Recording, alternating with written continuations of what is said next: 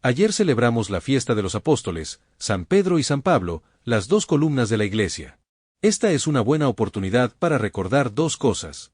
Primero, profesar nuestro profundo apego a la Roma católica, a la Roma eterna, a la Iglesia católica romana. Y luego, reconocer las diferentes posturas respecto a la crisis actual que afecta a la Iglesia católica, y por qué existe un movimiento tradicional que quiere volver a la Iglesia del pasado. Quieren volver a los tiempos en que la Iglesia era reconocida como la nueva arca de Noé, el único camino a la salvación. Cuando los católicos tradicionales dicen que aman a la Iglesia, es porque tienen un profundo apego a la Iglesia católica. Por lo general, la mayoría de la gente no cree que los católicos tradicionales amen a la Iglesia. Porque si uno está realmente apegado a la Iglesia romana, ¿cómo puede no obedecer al Papa? ¿Cómo puede no aceptar la nueva misa? ¿Cómo puede tener este tipo de actitud rebelde? Y esto es lo que se escucha muy a menudo de mucha gente. Más adelante veremos que esto es incorrecto. Dicen que hermandades como la Fraternidad Sacerdotal San Pío X o los católicos tradicionales son parte de una secta cismática, que son parte de un cisma iniciado por el arzobispo Marcel Lefebvre. Alegan que se negaron a aceptar al Papa. Incluso se puede escuchar esto de sacerdotes, obispos e incluso cardenales. ¿Por qué dicen eso? ¿Por qué niegan que tienen ese profundo apego a la Iglesia católica? Es tal vez porque no entienden las razones profundas de su posición, las razones que les motivan, y por qué Monseñor Lefebvre adoptó esta postura. Y precisamente, sería bueno hoy recordar brevemente los principios que guían las acciones de los católicos tradicionales, y aclarar sus argumentos, dejarlo claro para todos. Y saben, lo primero que debemos tener en mente es, por supuesto, reconocer la realidad de la crisis por la que atraviesa la Iglesia. Porque si no hubiera crisis en la Iglesia, ninguna de estas acciones tendrían sentido alguno. Pero todo cambia si logramos entender que si hay una crisis de la Iglesia. Y si miramos los últimos 60 años, podemos decir que nosotros, los católicos, nos hemos enfrentado a un gran dilema. Recordemos que, en lugares como Fátima, La Salette, Akita y en Roma, el cielo nos advirtió. En La Salette, Francia, Nuestra Señora nos avisó que habría una gran apostasía, una pérdida de fe por parte de Roma, y que ésta vendría de lo más alto, de la jerarquía de la Iglesia. Nos advirtió que el anticristo se sentaría en la silla de San Pedro. En Fátima nos advirtió de una desorientación diabólica, que los hombres ciegos están guiando a otros hombres ciegos, llevándolos al error. Le dijo a Santa Jacinta que a Dios no le gustan las modas ni las novedades. Se dice que el tercer secreto de Fátima trata sobre la apostasía en la Iglesia y contenía una advertencia sobre un futuro concilio. En Akita nos advirtió de un tiempo en que los cardenales se opondrían a los cardenales y los obispos a otros obispos. Y solo unos años después, entre Fontane, Roma, nos advirtió que los sacerdotes perderían la fe y los signos externos de su fe debido a las novedades y las nuevas teologías. Y sin embargo, durante los últimos 60 años hemos tenido que elegir. Tuvimos que elegir entre 2000 años de Iglesia y tradición, y estas nuevas corrientes que aparecieron y se infiltraron en la Iglesia en el siglo XX, y que finalmente fueron abrazadas por la Iglesia con el Concilio Vaticano II. Así que tuvimos que elegir entre una iglesia tradicional antes del concilio y una iglesia infiltrada por el modernismo después del este. Nos toca elegir entre la realeza de nuestro Señor Jesucristo y este nuevo concepto de libertad religiosa que ha dado a cualquier tipo de creencia la misma importancia que a nuestro Señor. Tuvimos que elegir entre la concepción tradicional de la iglesia que es jerárquica, donde el poder en la iglesia viene desde Dios, a nuestro Señor Jesucristo, al Papa, a los obispos, a los sacerdotes y por fin a los fieles. O esta nueva concepción de la iglesia colegial o sinodal, donde el poder viene del pueblo a la autoridad, de abajo hacia arriba. Pero hay que recordar que en la Iglesia no existe la democracia. La Iglesia es una monarquía donde Dios reina supremo. ¿Quién tiene la autoridad para cambiar eso? ¿Para restarle poder a Dios? Tuvimos que elegir entre una Iglesia que buscaba la salvación de las almas mediante la conversión de los no creyentes, señalando errores, condenándolos y anatemizándolos, y este nuevo concepto de las relaciones entre la Iglesia y los no católicos, donde la Iglesia no debe confrontar ni buscar la conversión de los no católicos, sino que debe optar por dialogar para lograr un enriquecimiento mutuo para lograr la armonía, en el ejercicio de una caridad humana pacífica para todos. Así que tuvimos que elegir entre una Iglesia que abrazó el error del ecumenismo y una Iglesia con espíritu tradicional, que consiste en predicar el Evangelio por todo el mundo, siguiendo las palabras de nuestro Señor Jesucristo que dijo: «Vayan, prediquen el Evangelio y bauticen en el nombre del Padre, del Hijo y del Espíritu Santo». Tuvimos que elegir entre la Iglesia de Cristo, la única Iglesia que ofrece salvación, y fuera de la cual no existe forma de salvarse, y una nueva Iglesia que proclama que todas las religiones conducen a Dios. Tuvimos que elegir entre la misa que durante siglos prepararon los santos y los santos papas, adoptando hermosos ritos para adorar a Dios como lo hicieron los apóstoles, los primeros cristianos, y como Dios quiere que lo adoremos. O esta nueva misa, este nuevo rito, inventado el siglo pasado en nombre del ecumenismo para complacer, entre otros, a los protestantes.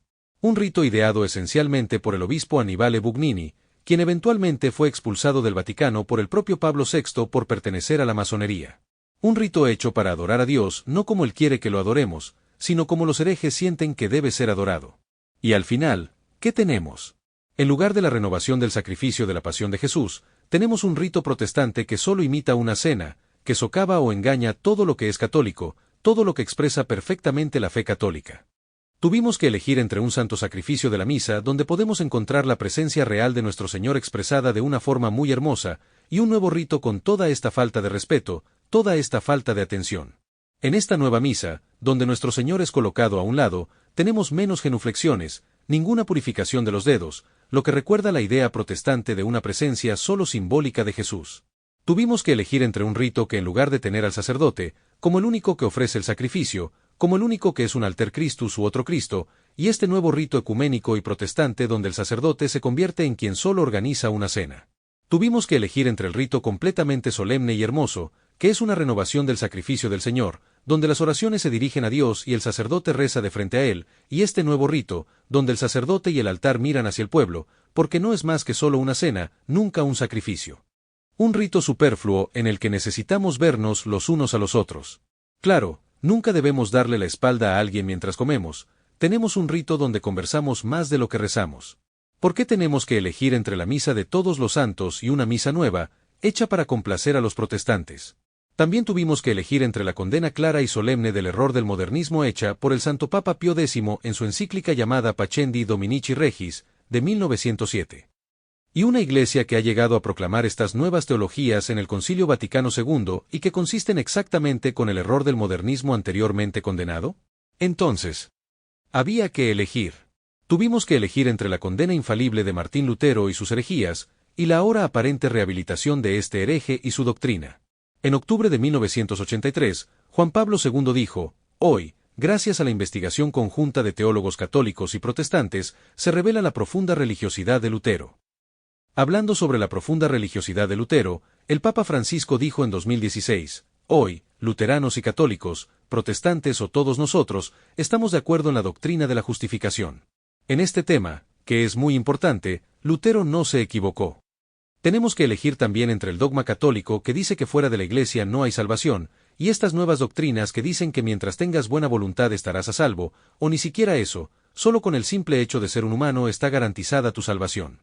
Esto viene de las doctrinas o herejías de Karl Rahner que son enormemente aceptadas en todo el mundo. Tenemos que elegir entre el primer mandamiento, que nos dice, no tendrás otros dioses delante de mí, y el culto pagano realizado por el Papa Francisco, cardenales y obispos en 2019, en el que adoraron a la Pachamama, un ídolo pagano, en el mismísimo Vaticano. O en Asís, cuando el Papa Juan Pablo II presidió ritos paganos y convocó a todas las religiones a orar juntas. Este mismo pontífice llegó también a besar el Corán.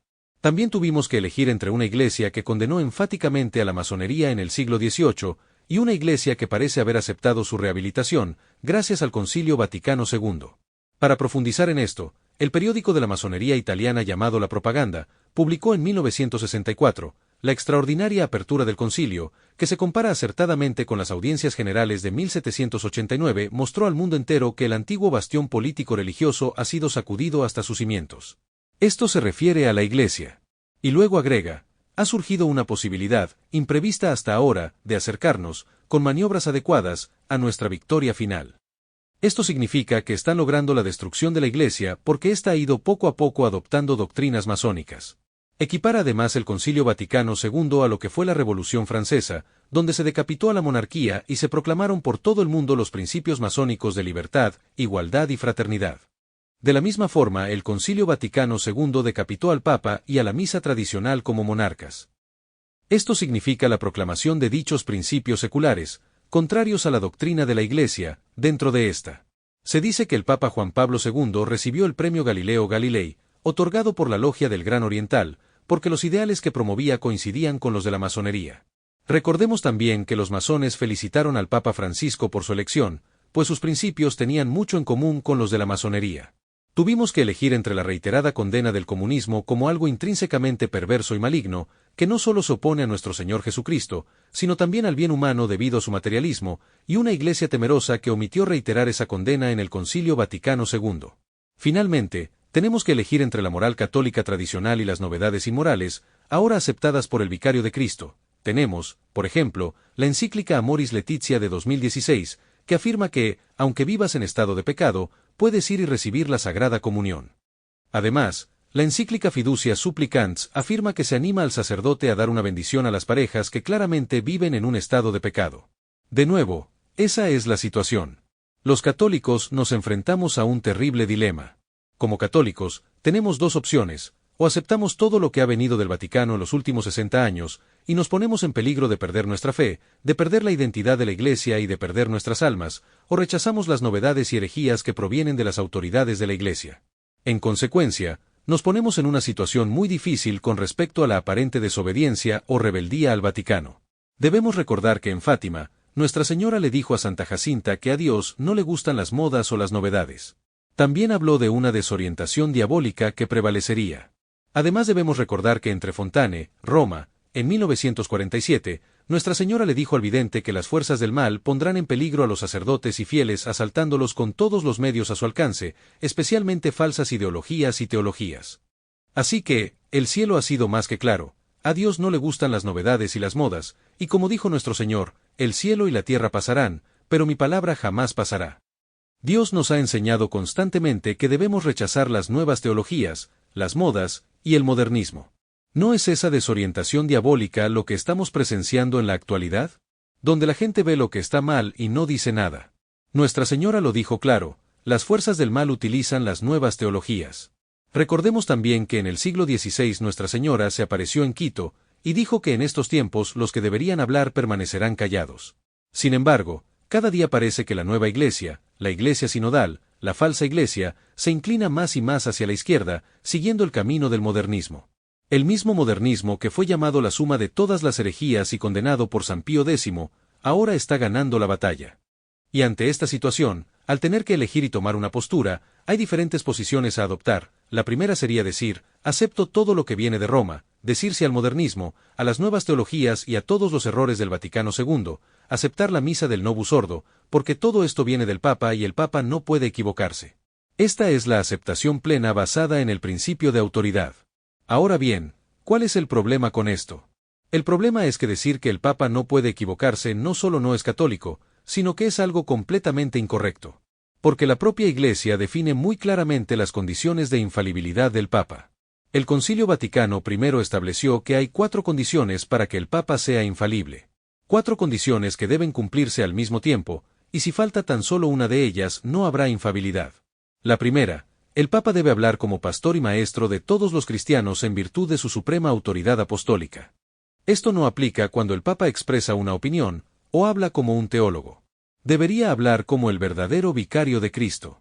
Por ejemplo, Benedicto XVI escribió un libro como teólogo y dijo: esta es mi propia opinión sobre cuestiones teológicas. Aclaró que no usaba su infalibilidad. Hablaba solo como teólogo. Para que la infalibilidad papal sea válida, la segunda condición es que el Papa defina algo oficialmente, en lugar de simplemente expresar una opinión. Debe demostrar la intención de imponer esa doctrina como fe católica. En tercer lugar, debe tratarse de fe o moral.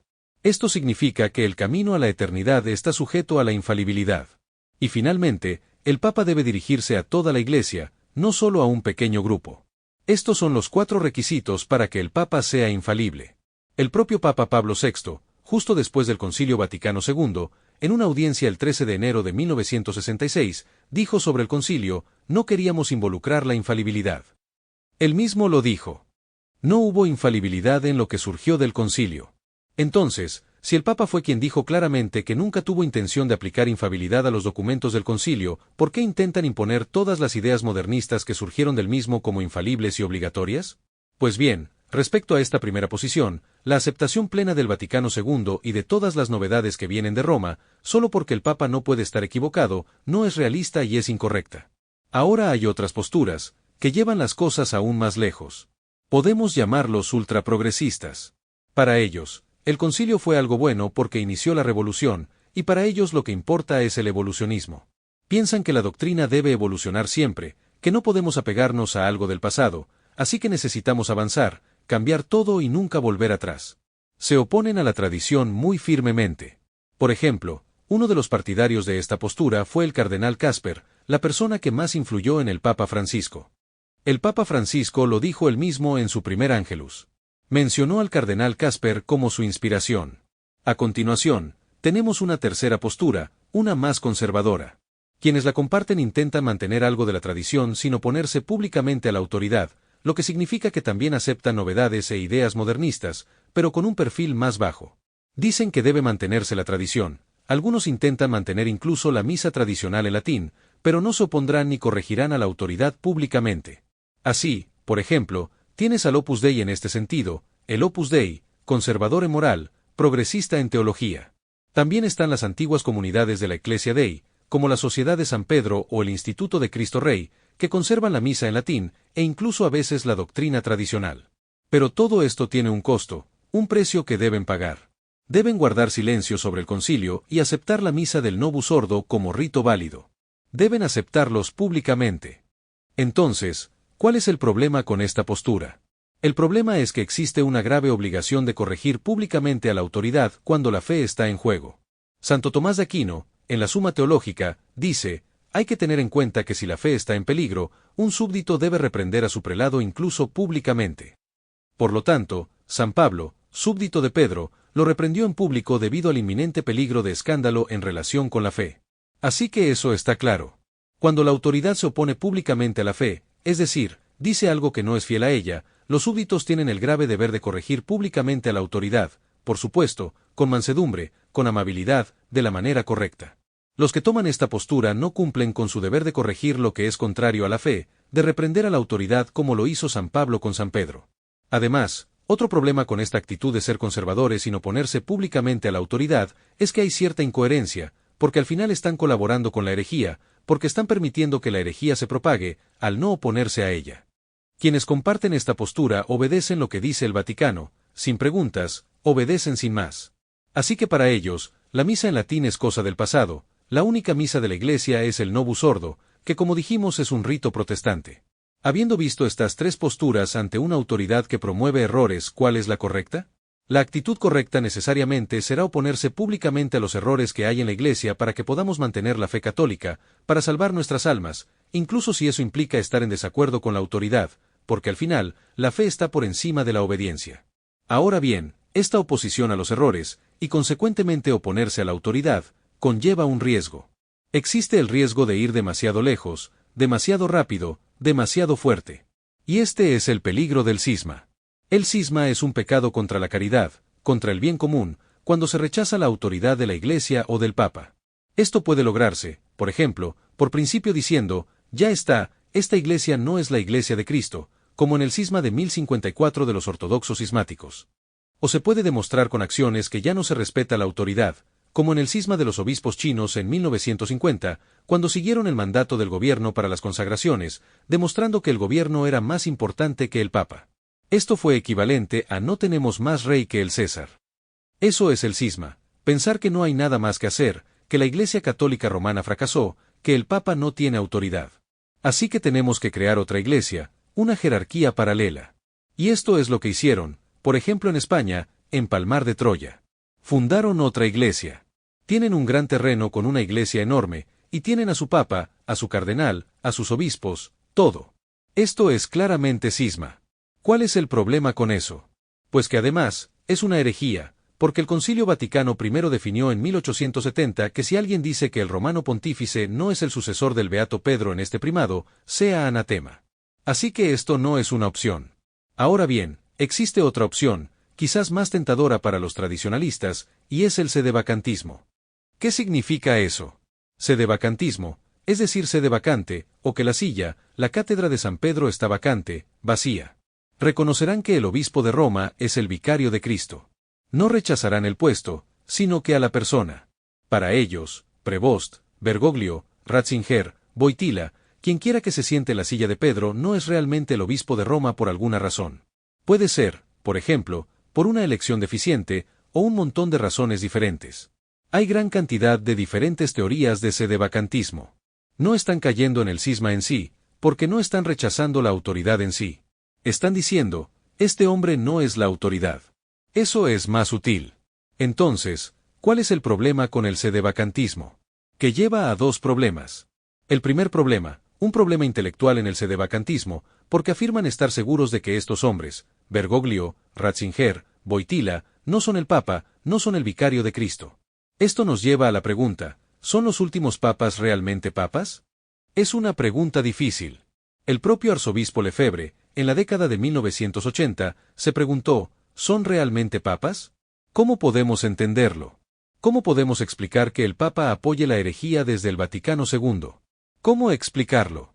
Importantes teólogos hablaron sobre la posibilidad y lo que sucedería si el Papa apoyara la herejía. Algunos dicen que perdería inmediatamente el pontificado, que ya no sería Papa. Otros dicen que seguiría siendo Papa de todos modos, que eso no importaría. Y, por último, otros dicen que los cardenales deberían desconocer a este Papa. Así que, al final, no hay una respuesta definitiva a esa pregunta. Así que podríamos admitir la existencia de una duda e incluso tener una opinión personal sobre el tema. Pero es solo una opinión. Eso significa que la opinión contraria puede ser cierta. Entonces, si alguien dice que no hay Papa, eso sería intelectualmente incorrecto. Esto no se puede decir porque no hay una respuesta definitiva. El segundo problema con el sedevacantismo es práctico. Porque cuando nos enfrentamos a una incertidumbre teórica en la práctica, debemos elegir la solución más segura. Y la solución más segura es actuar como si el Papa fuera realmente Papa. ¿Por qué eso? Porque rechazar al Papa conlleva consecuencias muy graves. Eso nos pone en peligro real de cisma. Y entonces nos convertimos en nuestra propia autoridad. Como podemos ver con la mayoría de los grupos sedevacantista, al final se convierten en sus propios papas. Además, rechazar al Papa no resuelve nada. Agrega más problemas a la cuestión. Luego hay fuertes argumentos a favor de que el Papa sea un verdadero Papa, y especialmente el argumento de la visibilidad de la Iglesia. Imaginen, si en los últimos 60 años no hubiera habido Papa. ¿Qué pasaría con la jerarquía? No habría cardenales, ni obispos, nada. Ese sería el fin. Entonces, ¿qué hay de la promesa de nuestro Señor Jesucristo de que la Iglesia no fracasaría? La herejía debe ser proclamada solemnemente por la autoridad. ¿Y quién puede definir la herejía de un Papa? Solo otro Papa. Así que no podemos juzgar, no tenemos la autoridad. Así que solo otro Papa, tal vez en el futuro, podrá definir esta cuestión. Pero pretender ser capaz de hacerlo por sí mismo es una ilusión, es un error. Para explicar el error del sedevacantismo, imaginemos que una persona cae al suelo frente a un médico. Un médico podrá decir que la persona está muerta. Otro diría que está viva. Otro diría, no tengo ni idea. Simplemente es imposible decirlo. ¿Qué debe hacer el médico entonces? Debe considerar viva a la persona. Porque si considera que la persona está muerta, pero realmente está viva, simplemente está enviando a un hombre vivo a un ataúd. Así que esto es lo mismo. Si no hay evidencia y certeza absolutas, no podemos afirmar que el Papa no es Papa. Y ese es el problema del sedevacantismo. Esto es imprudente. Entonces, con respecto a este peligro de cisma, tienes esta posición de resistencia. Es un sedevacantismo práctico. Dicen que en teoría aceptan al Papa, pero en la práctica no lo obedecen. No reconocen a las autoridades y consideran un peligro o una traición obedecer a Roma. Así que eso es sedevacantismo práctico. Y finalmente tenemos la posición de resistencia a la herejía, una posición que mantiene la fraternidad de San Pío X. Esto es mantener la resistencia a las órdenes ilegales, sin ser herejes ni cismáticos. Este es un equilibrio muy sabio y difícil que su fundador, el arzobispo Lefebvre, transmitió a la fraternidad. No son herejes, porque rechazan públicamente los errores que vienen de la cima de la Iglesia. Cuando la autoridad pide creer o hacer algo que va en contra de la fe católica, vienen a la mente las palabras de San Pedro al Sanedrín, cuando dijo, debemos obedecer a Dios antes que a los hombres. Entonces su desobediencia es solo aparente. Sí, obedecen a Dios. Y si desobedecen, aparentemente a la autoridad, es porque es esta la que desobedece a Dios. No son ellos los desobedientes, los otros lo son. Ese es el principio fundamental de esta última posición. No son cismáticos, porque aceptan el principio de la autoridad del Papa, reconocen públicamente a los últimos papas como vicario de Cristo. Saben que solo un futuro papa podrá determinar si hubo un problema al respecto. En consecuencia, oran públicamente por el papa y mantienen comunicación con el Vaticano, obedecen lo que no es contrario a la doctrina de la Iglesia. Y de nuevo, esta es la posición de la Fraternidad Sacerdotal San Pío X. Son como un niño pequeño que ama a su padre, que ama su casa, que ama a sus hermanos. Y de repente un día llega el padre y le dice al niño pequeño que necesitan dinero. Le ordena a su hijo que vaya a robar un banco. El hijo diría, ¿qué? Sí, robas el banco. Papá, no podemos hacer eso. El padre diría, ¿por qué? Soy tu padre y te ordeno que robes el banco. Pero, esto es un pecado, Jesús no quiere eso, soy tu papá. Si no lo haces, te echaré de casa. Debes hacerlo. Papá, lo siento, no puedo. No puedo desagradar a Jesús en ese punto. Así que el padre echa al niño de casa. ¿Quién tiene razón? ¿El padre o el hijo? El hijo. Aunque ama a su padre, ama a sus hermanos, le encantaría vivir en casa. Pero tuvo que elegir entre obedecer a Dios y obedecer a su padre. Y eligió a Dios, y acertó. Así ha sido para la Fraternidad de San Pío X durante los últimos 60 años, obedecer a Dios o obedecer a herejes y modernistas. El vicario de Cristo en la tierra, es decir, el Papa, nos dice, hijo, debes aceptar el ecumenismo, debes aceptar la libertad religiosa, el dogma de la Iglesia debe cambiar, debes aceptar el modernismo y la masonería, aunque ambos hayan sido condenados previamente. Debes aceptar todo eso. Y todo esto ahora es bueno, sí, en el pasado fue malo, pero ahora es bueno y debes aceptarlo porque yo sé más que Dios, y Dios estaría contento con ello. Y la Fraternidad Sacerdotal San Pío X dice, papá, no puedo. No puedo porque eso va en contra de la fe católica y la salvación de las almas. Jesús no quiere eso. Pero soy tu padre. Debes obedecerme. Lo siento, padre, no puedo. ¿Entonces no me amas? Te amo, amo a la Iglesia. Y por eso, me resisto a ti. Y un día te darás cuenta de la verdad, de que yo tenía razón. Un día este destierro terminará y seremos recibidos como debemos ser, en la estructura oficial de la Iglesia. Así es la Fraternidad Sacerdotal San Pío X, quiere mantener la tradición de la Iglesia, porque así es como se deben resistir las herejías. Saben que la manera de resistir el mal es apegarse a la palabra del Señor, adorar a Dios de la manera que Él quiere, no de la manera que los hombres sienten correcta. Debido a esto quiere mantener la misa tradicional en latín, y no el rito protestante moderno, necesitan apegarse a la tradición y rechazar novedades, modas y nuevas teologías. Y para finalizar es importante recordar las palabras de Sor Lucía de Fátima en la entrevista que le realizó el padre Fuentes en 1957, donde dijo, «Padre. Nadie escuchó refiriéndose al mensaje de Nuestra Señora en Fátima. Padre, la Santísima Virgen está muy triste porque nadie presta atención a su mensaje, ni el bueno ni el malo, el bueno, porque continúan en su camino de bondad, ignorando este mensaje, y el malo, porque al no ver que el castigo de Dios ya está sobre ellos por sus pecados, también continúan en su camino del mal, ignorando este mensaje». Agregó, la batalla decisiva entre María y Satanás será la caída de almas consagradas y sacerdotes. La hermana Lucía también dijo, Padre, el diablo está librando una batalla decisiva contra la Santísima Virgen. Y como ahora el demonio sabe que es más ofensivo para Dios, en poco tiempo, le habrá ganado un mayor número de almas, e intenta ganar para sí mismo las almas consagradas a Dios, porque de este modo el demonio también deja las almas de los fieles indefensas ante sus autoridades, y toma posesión de ellas con mayor facilidad. Lo que aflige al Inmaculado Corazón de María y al Sagrado Corazón de Jesús es la caída de las almas de religiosos y sacerdotes. El diablo sabe que los religiosos y sacerdotes que abandonan su hermosa vocación arrastran muchas almas al infierno. El diablo quiere tomar posesión de las almas consagradas. Intenta corromperlos para dormir las almas de los laicos y así llevarlos a la impenitencia final. Emplea todos los trucos. Y como vimos su mensaje entre Fontane, Roma, Nuestra Señora fue clara cuando dijo que para ello utiliza las nuevas teologías. Esas nuevas teologías modernistas que habían sido condenadas a principio del siglo XX, fueron acogidas 6 décadas después por el Concilio Vaticano II, por lo cual le ha valido el ser llamado por muchos la Revolución Francesa dentro de la Iglesia. Hablando de sus primos Santa Jacinta y San Francisco Marto, Sor Lucía dijo, otra cosa que santificó a estos niños fue tener una visión del infierno. Es decir, el temor que conlleva el perder el alma eternamente y en un lugar tan horrible. Pero ahora vemos que quienes promueven las nuevas teologías hablan del infierno como algo que no existe, que la divina misericordia no permite que las almas se pierdan en él. El Papa Francisco dijo que el infierno no es un lugar físico, sino un estado del alma o una condición de lejanía de Dios, un abismo de soledad donde las personas viven su propio rechazo a Dios. ¿A dónde nos puede llevar el perder el temor de un castigo eterno? Sor Lucía agrega, Padre, por eso mi misión no es señalar al mundo los castigos materiales que seguramente vendrán si el mundo no reza y se sacrifica. No. Mi misión es señalar a todos el peligro inminente en el que estamos perdiendo nuestras almas para toda la eternidad, si persistimos en el pecado.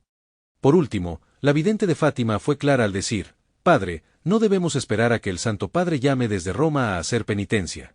Tampoco debemos esperar que este llamado a la penitencia venga de nuestros obispos, en nuestras diócesis, ni de congregaciones religiosas.